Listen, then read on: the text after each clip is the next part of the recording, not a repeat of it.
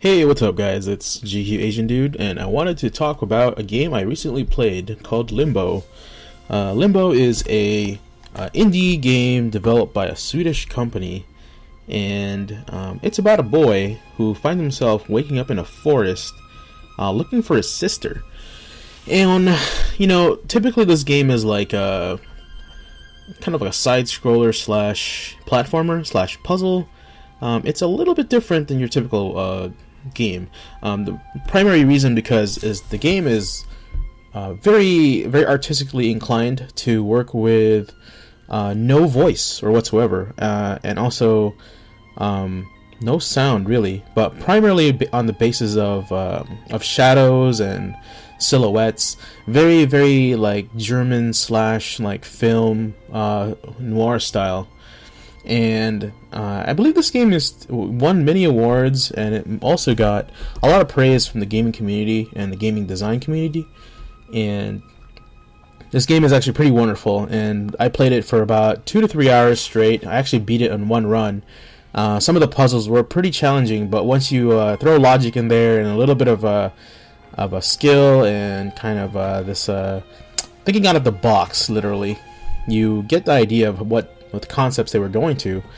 And not to stretch this conversation out too much, the game is really unique as far as progression. And you start off actually in a forest, looking for your sister, and you kind of encounter some creatures and some sort of human beings, but you can't really make them out to be. I know you encounter a giant spider in the forest. And also you encounter some kind of like hunter tribe or something like that, but you're not really sure. It's all in speculation because everything is based off silhouettes and shadows. Eventually you'll come across a change in the landscape, and you go from forest to city to factory, and it becomes very very metal, very urban, and very very structured. And eventually goes back to forest, which is weird.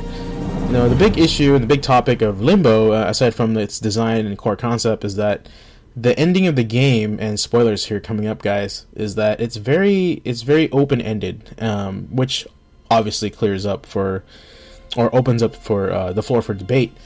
And I'd like to share my take on the ending a little bit. I mean, the game is called Limbo, so there's a lot of speculation that the kid is already dead, and he's trying to finish up his life, or the meaning of his life, through this game, and finding his sister is the true ending to his quest, and being stuck in limbo until he finds his sister. So that's pretty much the plot that I've surmised.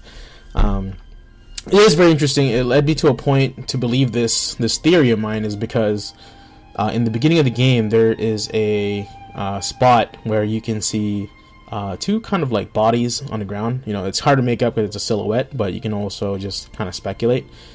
And then in the end of the game, it tends to be the exact same spot where the two dead bodies are, and the brother and the sister are standing on that same location.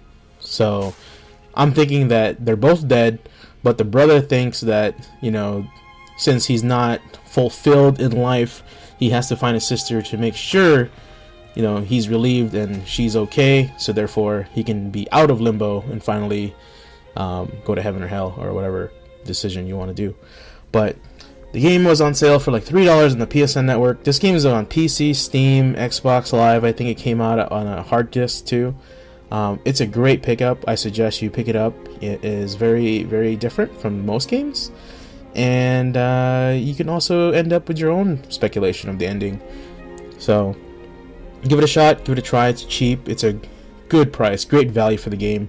Good job on this game, guys. Well, once again, this is GQAzndood playing Limbo, and I'll see you on the next GQAzndood chit chat. Take care, guys.